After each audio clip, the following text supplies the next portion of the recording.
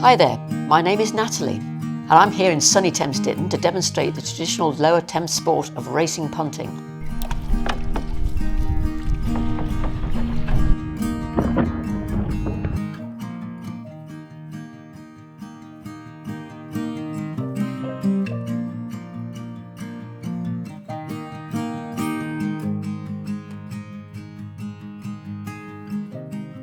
This is the wooden 2-foot Thames racing punt. It's different from the saloon punts at Oxford and Cambridge. It's narrower, it has a counter at either side. You punt from inside, no cushions, no seats, and faster. You can learn to punt on either side. I learnt on the left-hand side, and I will demonstrate on the left-hand side in this video. But once you've learnt one side, it's tricky to change. Here I'm going to demonstrate how we get into a punt. I secure the punt with my pole, step carefully across. To start with, it feels more secure to have a foot either side, but when we race, we stand sideways like a surfer, but facing forwards. I stand with my leading foot against the side of the punt, the other foot behind for balance, towards the back of the punt, then I can steer. I've got my front foot against the middle shoulder and the back foot behind for balance, and then I can move away.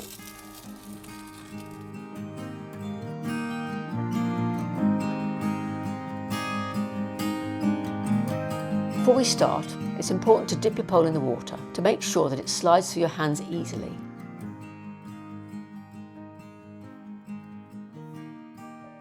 The punting stroke consists of 3 parts. The throw,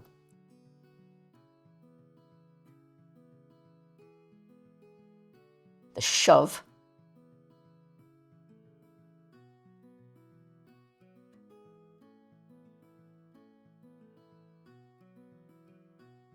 and the recovery.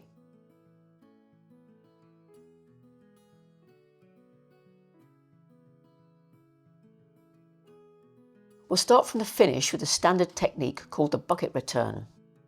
With the pole out in the water behind you, held loosely in your hands, use your right hand to throw it forwards, while your left hand stays loosely open round the pole. With practice, you can even use your left hand to dry the water off the pole as it comes through. There's nothing wrong with throwing the pole forward in 2 or 3 shorter throws, although, of course, in a race, you'll get a smoother stroke being able to do it in 1. Towards the end of the throw, as the balance of the pole shifts forward, you want to grip it with both hands and raise it vertical so that your right hand is just above the shoulder height and your left hand is just above waist height. And the shoe of the pole is just above the waterline, tucked against the side of the boat and pointing slightly forward. Next, you're effectively going to cross your hands over, throwing the pole down with your higher right hand, while at the same time reaching up as high as you can with your left. If done correctly, it should be the muscle under your left armpit that aches tomorrow from this stretch.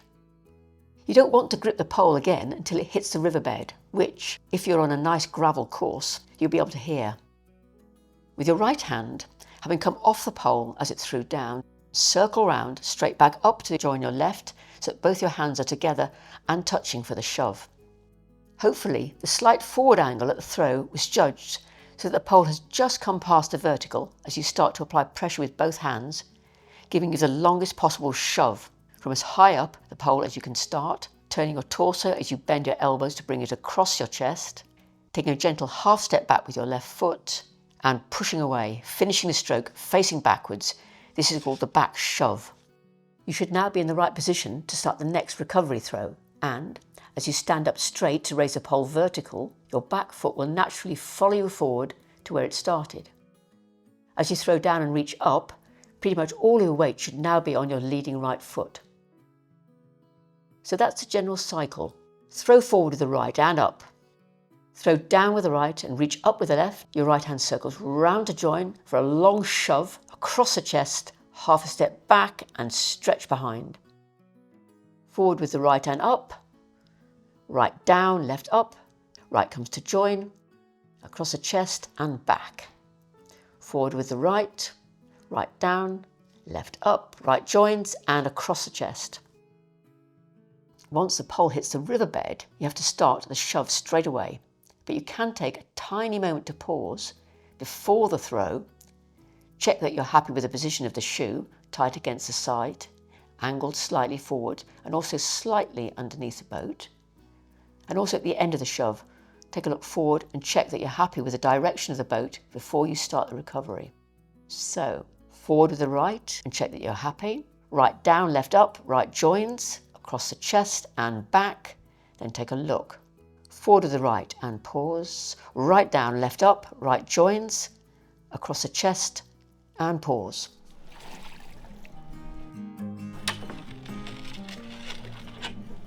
Yes, you get into a Zen state.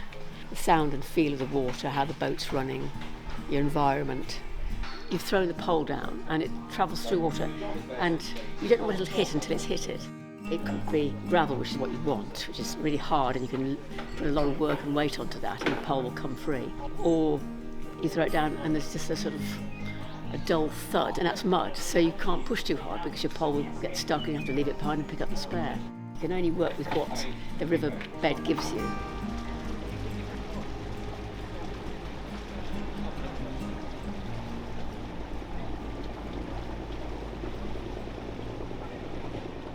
While throwing the pole down slightly ahead of you is the best method once you're underway, it obviously won't work from a standing start.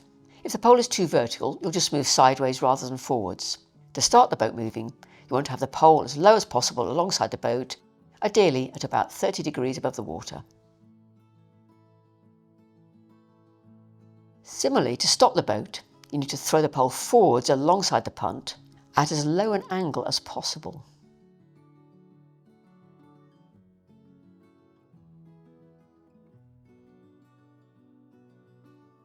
Steering follows the basic principles that the boat will always pivot around its centre, and in a 2-foot, you'll get best control by standing with your right foot just behind this point. Whichever way you make the stern of the boat move will then have the opposite effect on the bow. Relatively crude steering adjustments can be made at the end of each stroke with the pole out in the water behind like a rudder. But this creates drag, which will slow you down in a race, as well as taking up valuable time when you could be retrieving the pole for your next stroke. Instead, we try to do all our steering during the stroke, and turning one direction is easier than the other. When you throw the pole down, you want to make sure that it's tight against the side of the boat, and as well as pointing slightly forward for maximum control, you also want it pointing slightly underneath the punt. In your brief pause before the throw, you can position the right hand slightly out of the boat to give you the angle you're after. From this side of the punt, turning left is the easy option. As the pole runs back along the edge of the boat, you can simply pull the pole slightly inwards, levering it against the side of the punt. As you bring the pole across your chest, you'll find that the shoe of the pole is pointing diagonally out away from the punt, forcing the stern towards you and hence the boat to the left. So, to turn left, you throw down tight to the side and lever into the boat through the shove. Tight to the side and lever in. Turning right is harder, as it means you have to bring the stern of the boat over to the side, which your pole is in the way of. You still start by throwing the pole in tight to the side of the boat and pointing slightly underneath. But this time, as soon as the shoe hits the bottom, you lean out beyond it, creating an angle, pushing the riverbed back underneath your stern. This pulls the stern of the boat over towards the pole, turning the boat to the right.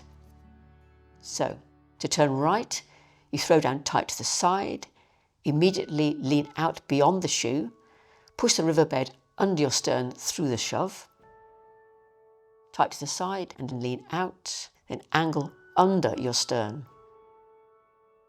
When first practicing, these little alterations left and right may feel like huge overcompensating adjustments. In time, they can be tiny nudges carried out through every bit of the shove in order to approximate a straight line.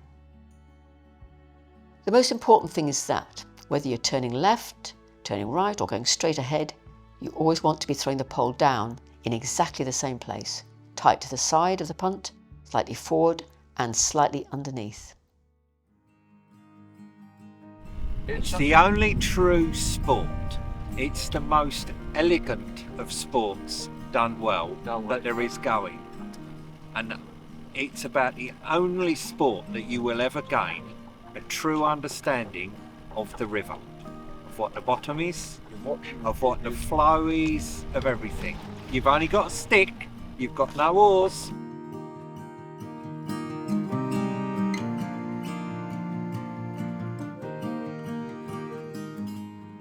racing takes place in 2 lanes or stations, separated by a line of buoys. You complete lengths of the course, usually 2 or 4, turning at each end past a large stake in the river called a rye peck, 1 for each station. Races are frequently handicapped so that a less experienced punter can get a head start over their opposition. Each boat has hooks to carry 2 spare poles, 1 on each side, which can be picked up if the pole you're using gets dropped or stuck in the mud. Poles also come in a variety of lengths, and the punter on the outside station will usually want longer poles than their opposition. The rules require each punter to remain on their station and to turn the peck at each end from outside to in, meaning that you approach the peck on the further side from the riverbank,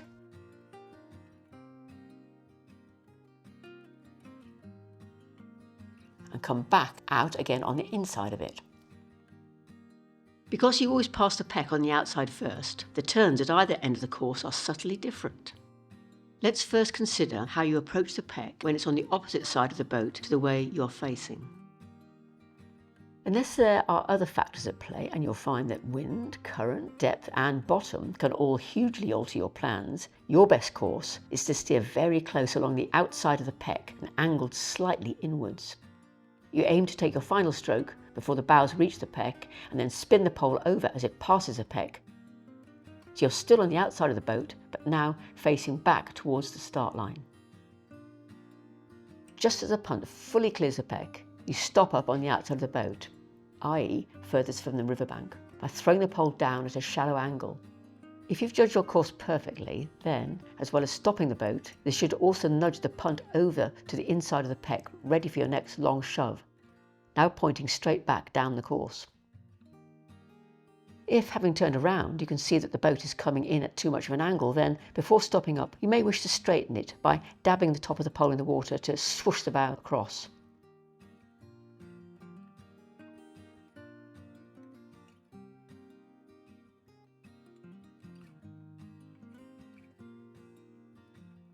After the first shove, as the boat starts moving back past the peck, you can lift the pole up and over, back to the left-hand side for your second stroke. For any turns at the opposite end of the course, you will instead be approaching the peck with it on your side of the boat. Again, you steer as close to the peck as possible and pointing slightly in towards the riverbank. After taking your final stroke, and as the punt floats past the peck, you turn round in the boat, bringing the pole over with you to the outside. Just as the punt fully clears the peck, you stop up on the outside of the boat once more, which will hopefully also nudge you over to the inside of the peck, ready for your first long shove back up the course, already on the correct side of the boat this time. A lot of the skill in racing is found in your ability to turn pecks. If you don't make it fully past a peck before stopping up, then you'll obviously lose time trying to manoeuvre yourself around it. Alternatively, you might execute the smoothest turn in the world, but if you've gone a long way past the peck to achieve it, then you've volunteered to punt a longer race than your opponent. Once you've got to grips with the basics of the stroke, the steering and turning the pecks, the most important tip to master in racing is to keep everything as smooth as possible. In particular, when you draw your body forward again after the shove, any sharp or heavy movement will knock all the momentum out of the boat just as you've got it to its fastest speed. If you've got a good sense of balance, then that really helps. So anybody that's done a bit of skateboarding or surfing or any of those sort of sports, because it's all about keeping your ankles loose.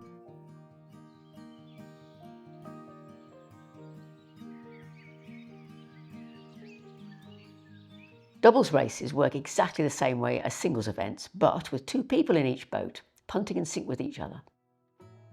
You can choose 2 people who punt on the same side, which gives you a bit of keel on that side of the boat, but you need to be spaced apart to keep the punt level, front to back, and to leave space for the rear punter's throw. Alternatively, as seen here, you can have 1 person on each side, which allows you both to get closer to the centre of the boat if you wish, but there's a danger that 1 punter ends up standing on the uphill side, which can feel unsteady. There is no change in the stroke technique, except that now only the person at the rear on each leg is doing any steering. This is especially important if the punters are spaced further apart, as attempts to steer from the front of the boat will not produce the right results. At the peck, it's common for the leading punter to call the last stroke, and for the other punter, once the boat is past the peck, to call the throwdown, to keep everything in sync.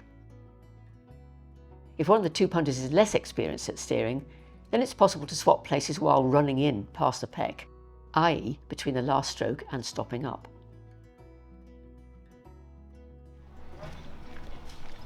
If you want to try something more nimble, there's also best and best races, where entrants compete to be the best punter in the best possible boat.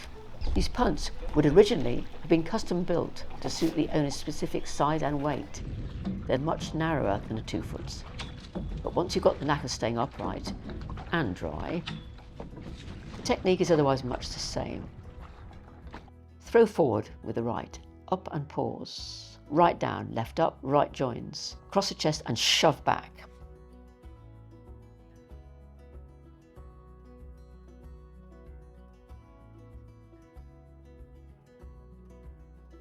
Steering is the same as for a 2-foot, with the added bonus that a certain amount of directional movement can be achieved with the feet, bending at the ankle, any time that the pole is in contact with the riverbed. Much like a bicycle, best boats are more stable the faster they're moving. One trick to balance when they're not moving fast, including when turning round in the boat at the peck, is to use a vertical pole as a third leg before setting off again. We hope you've enjoyed this video, and if you've never tried racing punting yourself, perhaps we've inspired you to come down to one of the clubs and give it a go. It's just an amazing thing to have access to these beautiful boats that you can get out and get in touch with nature, community spirit, people coming together having fun. It's just a really, really lovely thing to do. So if you have access to facilities like this, I would say grab it with both hands.